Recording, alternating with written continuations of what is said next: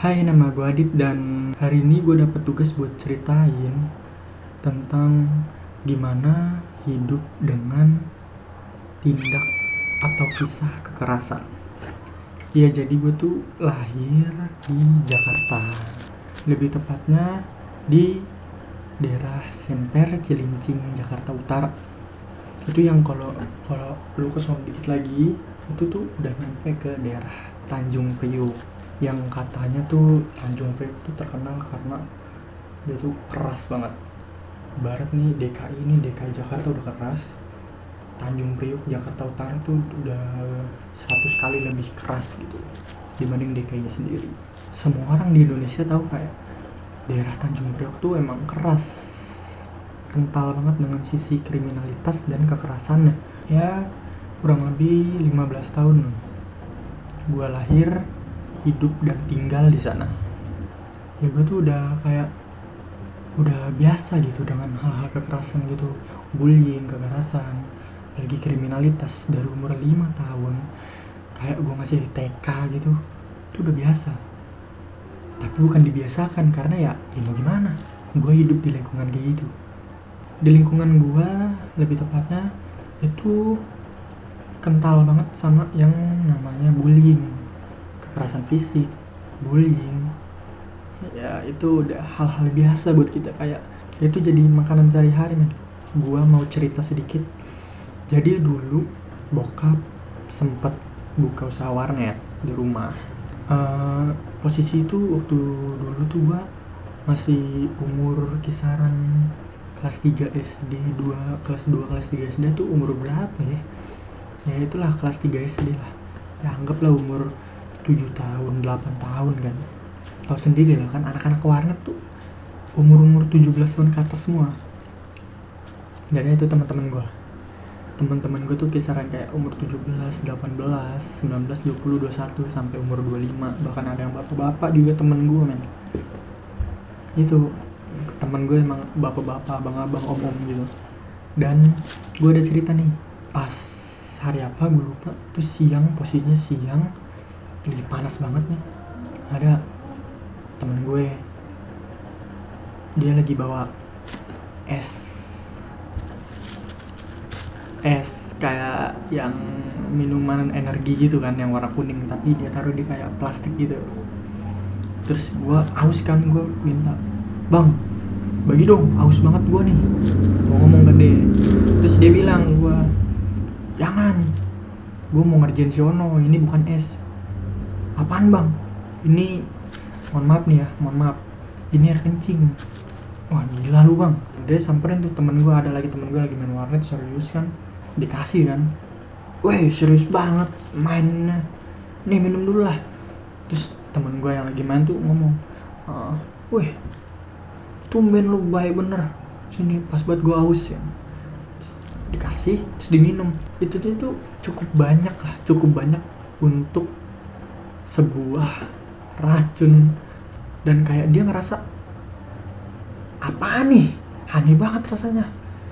Lalu udah ketika itu kita kayak ketawa, pecah ngakak gitu. Langsung dikasih tahu kan kalau itu tuh air kencing itu. Udah dia langsung lari keluar, dia muntah-muntah di itu, dia nangis, dia muntah-muntah lagi, dia nangis lagi. Dan ya itu baru satu dari ribuan yang pernah gue alamin. Baik itu gue yang ngalamin, gue yang ngelakuin, ataupun gue ngeliat temen gue terjadi ngelakuin hal kayak gitu. Dulu juga pas SD, jadi sekolah gue tuh kayak yayasan gitu kan, ada SD, SMP, SMA apa SMU atau gue nggak tahu sama gitu ya, kayak gitu. Dan cukup elit, sangat elit lebih tepatnya. Sekolah gue tuh elit dan orang-orangnya juga elit. Kayaknya gue dong gitu yang miskin. Kita posisinya balik tuh kan, gue tuh pengen banget beli mainan tuh, apa gue lupa, kartu Yu-Gi-Oh atau apa gitu gue lupa. Gue nyolong sehari dapat, sehari dapat. At the end of the day, di hari keberapa gitu gue lupa, si abangnya ngeh, ketahuan dong gue kan. Gue ketahuan, gue dijewer, gue diomelin. Udah tuh gue balik, temen gue tuh kampret banget kan. Kayak dia ngasih tahu ke emak sama bokap gue, diceritain kok, wah adik nolong gini. Nah itu udah abis gue men. Gue udah kayak dibabat, gue dikeroyok, dar nggak pakai tangan, pakai gesper ikat pinggang. Kalau lagi baik pakai buntutnya yang ujungnya itu yang buat dimasukin. Kalau lagi garang bokapnya pakai besi, puter-puter baltak. Sumpah itu gila banget nih. Ini pala nih udah badan, kaki, tangan jadi sasaran men. Dan juga gue tuh kayak sering jadi objek kekerasan gitu saat kecil oleh orang tua gue. Kayak misalkan gue ada satu cerita, waktu itu gue posisinya balik ngaji kan. Ngaji, gue masih ikro, masih bacaan ikro. Gue balik ngaji nih. Kan kalau ngaji kan, kalau baca ikro tuh kan kayak misalkan ini nih kita baca ini, belum lancar nih kita nih, belum lancar. Itu kagak boleh lanjut ke sini. Kudu lancar dulu ini. Bahasanya kagak naik. Nah, gue ngaji ikro kagak naik. Gue balik ke rumah. Emak gue posisinya lagi nyuci baju pakai sikat. Gimana ngajinya, naik nggak? Ya gue jawab dong, nggak naik mak. Wah nggak tahu kenapa mak gue kayak kesetanan kan. Ini sikat nih dilempar. Dan gilanya tuh headshot men, gila banget mak gue. Headshot. Dan hebatnya gue nggak nangis men. Gila, gue nggak ngerti kenapa gue gaya tough banget gitu. Paling enggak ketika gue melakukan sebuah kesalahan, minimal sapu patah satu, minimal. Gue berantem nih, gue ribut nih, temen gue bonyok, gue menang, gue yang dibonyokin di rumah. Tetep ujung-ujungnya gue bonyok, tetep itu udah pasti. Kesel, benci, marah. Tapi pada akhirnya pun, kenapa tindak kekerasan menjadi salah satu treatment buat ngedidik gue supaya buat tough. Karena ya Jakarta Utara itu udah keras banget men. Terutama gue laki-laki kan. Gue laki-laki yang jelas emak sama bokap gue tuh ngajarin tentang kebaikan, kebenaran. Tapi kalau gue udah salah, udah no mercy, gak ada ampun. Gue juga dari dulu sering berantem, tapi gue gak seneng berantem, tapi gue sering berantem.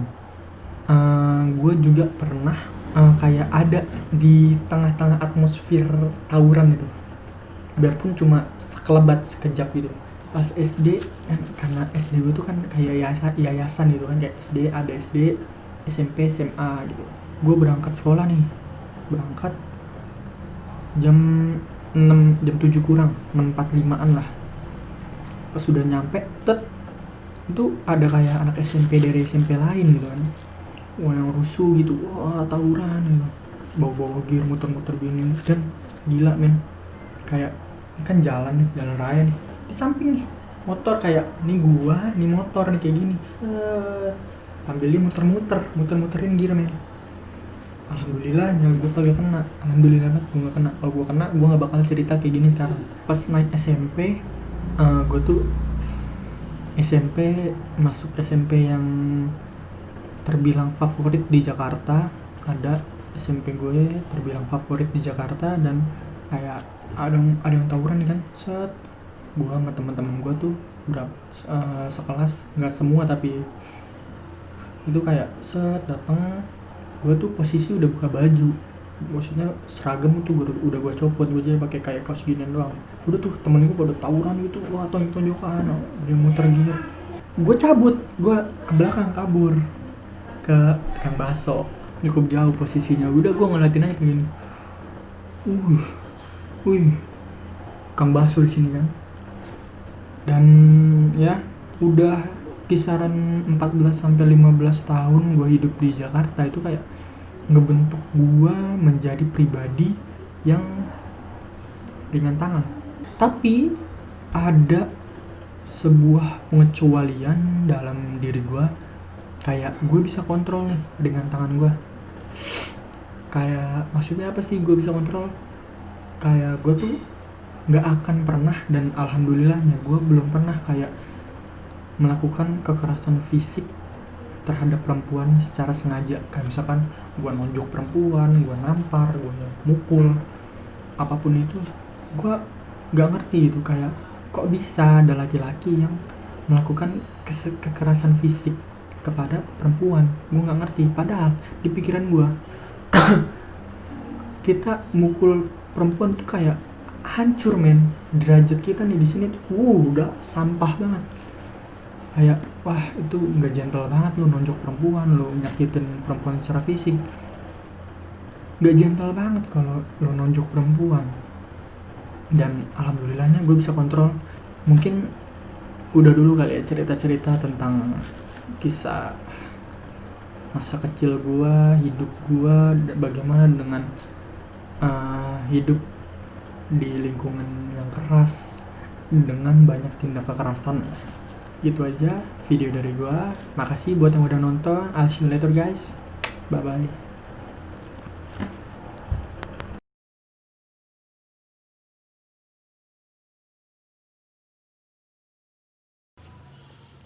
Assalamualaikum warahmatullahi wabarakatuh. Nama saya Yopan Baskara, NIM 2019-014-063. Di sini saya akan menceritakan tentang pengalaman pribadi saya ketika saya tinggal atau menetap di suatu perkampungan yang dimana itu dekat dengan area pertambangan.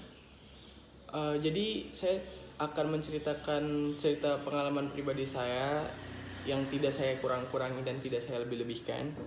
Jadi waktu kecil dulu saya punya keluarga di daerah perkampungan, jauh di dalam ya kampung banget lah gitu pokoknya. Jadi waktu itu saya berkunjung ke sana. Pada saat itu pertambangan belum ada di daerah perkampungan tersebut.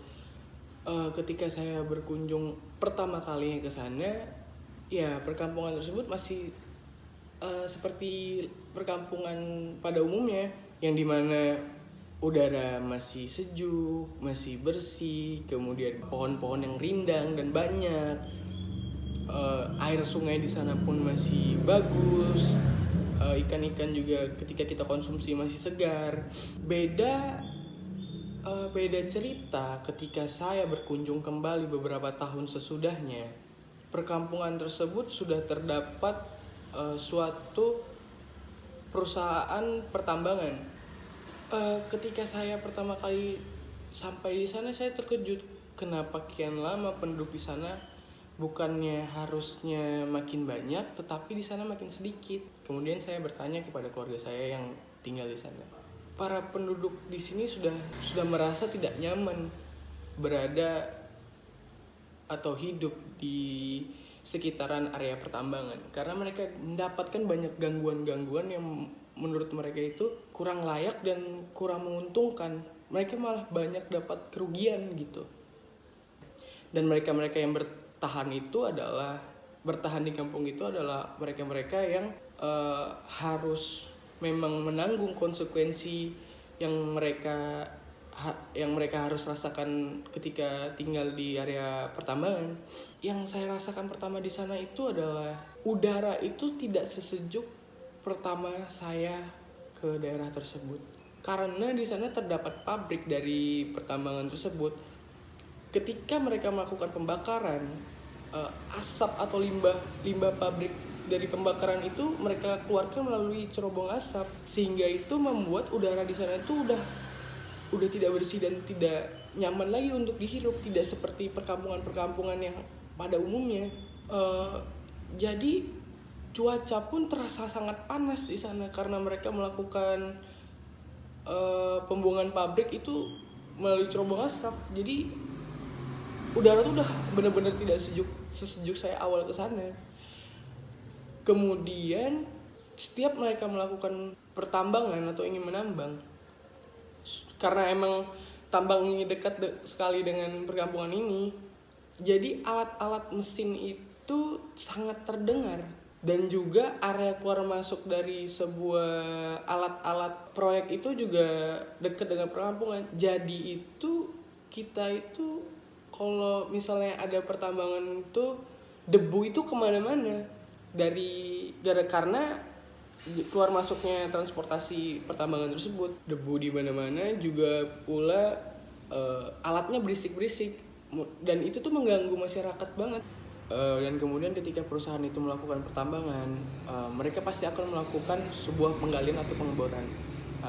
Pengeboran penggalian itu tuh ketika mereka sudah selesai melakukan pertambangan itu tidak ditutup kembali, sehingga tuh terdapat atau terbuat seperti waduk buatan yang dimana airnya tuh kadang dalam banget atau gimana. Nah, di perkampungan juga kan terdapat banyak anak-anak kecil kan, banyak tidak sedikit pula anak-anak kecil tuh yang bermain atau mandi ke sana. Sudah banyak yang merenggut korban jiwa, tetapi pihak perusahaan seakan-akan menutup mata dan tidak ingin bertanggung jawab untuk menutup dari waduk tersebut. Mereka bilang ya hal seperti itu sudah wajar terjadi. Menurut saya itu sangat kurang bertanggung jawab dari pihak perusahaan, karena waduk ini adalah hasil buatan mereka. Kenapa mereka tidak bertanggung jawab ketika sudah terdapat korban jiwa yang sudah banyak, tidak sedikit. Kemudian lagi yang saya ibanya lagi seperti, padahal pemerintah sudah mengeluarkan kebijakan bahwa setiap perusahaan negeri atau swasta yang melakukan pertambangan atau semacamnya yang membuat kerusakan alam, mereka wajib melakukan reboisasi ulang atau perbaikan terhadap kerusakan-kerusakan yang mereka buat. Nah, di sini perusahaan ini sama sekali tidak ada. Mungkin hanya beberapa persen mereka melakukan reboisasi, tapi itu tidak banyak. Mungkin hanya sekitaran 25% mereka melakukan reboisasi ulang. Hal ini yang membuat saya itu iba banget, karena hutan di sana tuh habis karena pertambangan mereka, dan mereka tidak melakukan reboisasi ulang. Sebenarnya padahal mereka ini sudah melanggar kebijakan pemerintah, tetapi pemerintah juga tidak tegas dalam mengawasi dan menegakkan apa yang mereka buat. Kemudian juga masalah sungai juga sudah tidak sesegar dan sesejuk dulu, karena tidak jarang pula kayak pihak pabrik atau pertambangan itu membuang limbah mereka itu ke sungai, sehingga sungai itu juga mulai tercemar. Jadi menurut saya hal ini emang seharusnya pemerintah harus tegas dalam melaksanakan pengawasan dan menegakkan kebijakan yang mereka tetapkan. Mungkin hanya ini cerita yang bisa saya sampaikan. Kurang lebihnya mohon maaf jika saya ada berkata-kata yang kurang berkenan. Satu pesan saya untuk para pengusaha pertambangan, baik negeri maupun swasta, bertanggung jawablah kalian terhadap kerusakan alam yang telah kalian perbuat, karena itu benar-benar merugikan masyarakat kecil yang ada di sekitaran kalian. Sekian dari saya. Wassalamualaikum warahmatullahi wabarakatuh.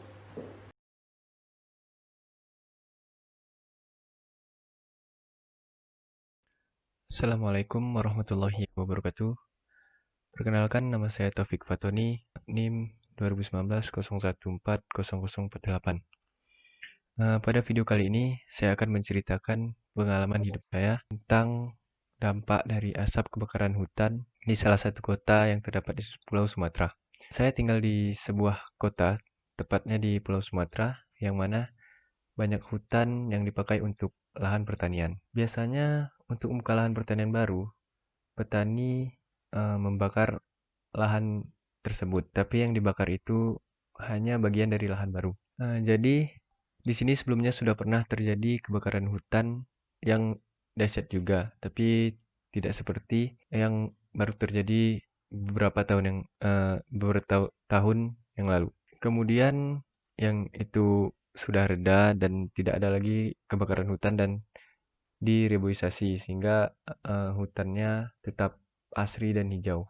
Dan setelah kebakaran hutan yang sudah lama itu, terjadi lagi kebakaran hutan, tepatnya sama di Pulau Sumatera, di Kota Riau. Awalnya itu kebakaran hutannya tidak terlalu parah, jadi asap dari kebakaran hutan tersebut belum sampai ke pemukiman warga.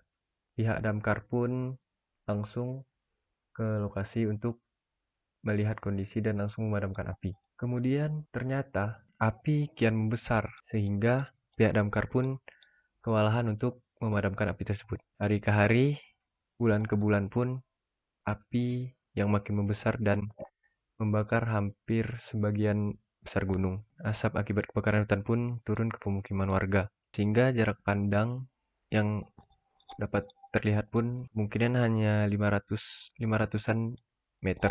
Matahari tidak tampak karena tertutup asap kelabu tersebut. Indeks partikulat atau PM10 cukup fluktuatif, namun tetap berada di tingkat bahaya. Dari paling rendah 369 mikrogram per meter kubik hingga paling tinggi 528 mikrogram per meter kubik.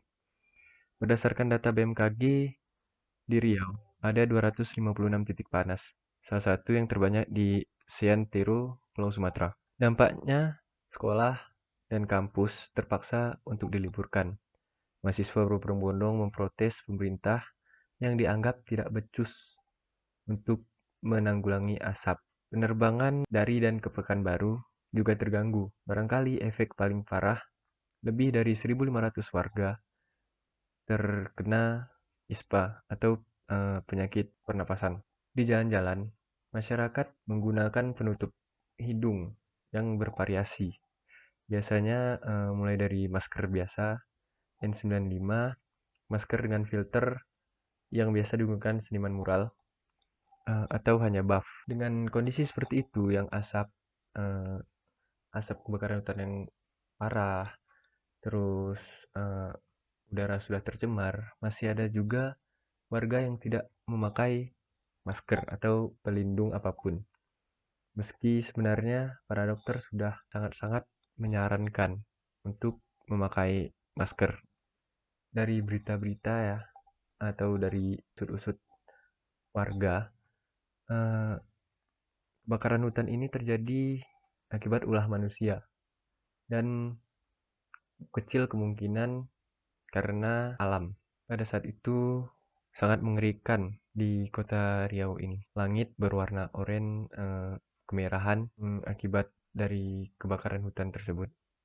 Matahari pun tidak terlihat, udara tercemar, asap di mana-mana, bernafas susah. Aktivitas masyarakat pun mulai terganggu. Sangat disayangkan karena banyak warga yang mungkin tidak bisa mencari nafkah seperti ojek online, tukang beca, dan yang lain-lain. Untuk warung makan, tetap membuka warungnya atau kedainya untuk mendapatkan nafkah. Mungkin sekian dari pengalaman saya tentang asap kebakaran hutan.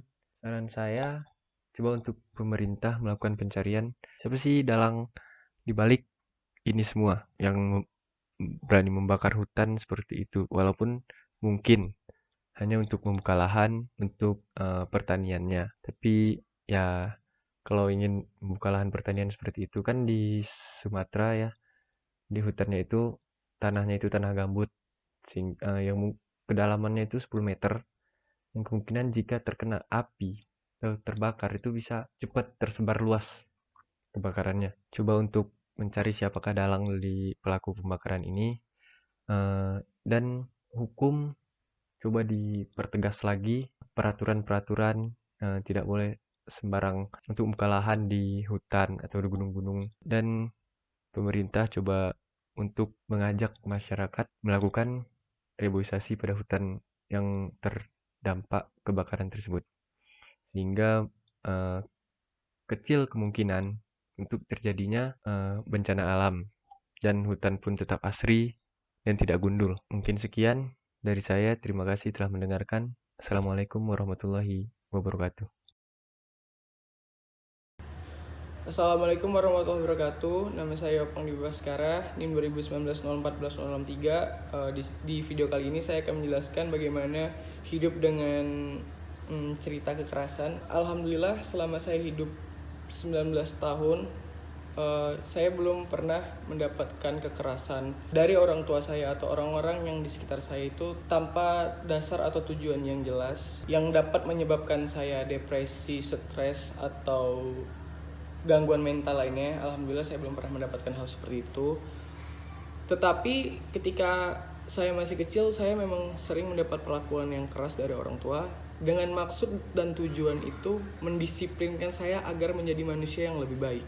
Pada saat itu menurut saya hal tersebut sangat wajar saja terjadi karena memang membuahkan hasil yang cukup baik di kemudian hari. Mungkin teman-teman yang di sekitar saya terdapat beberapa mereka yang mendapatkan perlakuan yang benar-benar eh, menurut saya itu adalah kekerasan terhadap manusia, karena mereka melakukan kekerasan itu tanpa ada tujuan dan maksud tertentu, yang dimana menyebabkan anak-anak yang masih berusia sekitar 5-10 tahun pada saat itu mendapatkan tekanan yang sangat tinggi, sehingga menyebabkan mereka depresi, stres, tidak percaya dengan orang lain, dan macam-macam. Dan tidak jarang pula karena mereka sering mendapatkan perlakuan yang keras seperti itu, mereka sering menjadi jagoan atau preman dan segala macam, karena mereka ingin membalaskan apa yang mereka rasakan ketika dia di rumah yang mendapatkan perlakuan keras yang tidak ada tujuan dan maksud untuk mendisiplinkan. Jadi menurut saya hidup dengan kekerasan itu seperti pisau bermata dua. Ketika kita menggunakan kekerasan itu dengan tujuan mendisiplinkan atau dengan tujuan yang baik, menurut saya hal itu tidak apa-apa. Kita boleh menggunakan kekerasan asalkan kita memberikan penjelasannya mengapa kita melakukan tersebut. Tetapi ketika kita melakukan kekerasan tidak disertai dengan tujuan atau alasan tertentu seperti mendisiplinkan, saya rasa itu merupakan pelanggaran HAM, karena mengakibatkan orang yang mendapatkan kekerasan tersebut menjadi seperti gangguan mental, depresi, kemudian tidak bisa mempercayai orang lain, selalu merasa dirinya kurang, dan bisa juga mereka menganggap bahwa hidup mereka itu udah gak penting lagi di dunia, karena mereka terlalu sering mendapatkan kekerasan yang tidak ada alasannya dan tidak ada tujuannya sama sekali. Mungkin di era yang baru ini saya rasa kekerasan sudah tidak relevan lagi dengan era ini, karena mungkin setiap orang atau setiap orang tua sudah mendapatkan pendidikan yang layak, dan era juga semakin berkembang, dan menurut saya kekerasan itu tidak perlu lagi dipakai terhadap anak-anak atau remaja untuk mendisiplinkan atau segala macam. Jadi saya rasa kekerasan itu sudah tidak baik lagi untuk dipakai. Jadi pesan saya mungkin berhentilah melakukan kekerasan terhadap anak atau sesama manusia, karena itu adalah pelanggaran HAM yang cukup berat menurut saya. Jadi pesan saya mungkin pemerintah lebih bijak lagi dalam memberikan peraturan tentang kekerasan terhadap anak atau sesama manusia, supaya kita akan menekan angka depresi atau kematian, karena setiap orang yang telah mendapatkan kekerasan tidak menutup kemungkinan untuk berujung pada kematian. Sekian dari saya, Yopang di Baskara. Kurang lebihnya mohon maaf. Wassalamualaikum warahmatullahi wabarakatuh.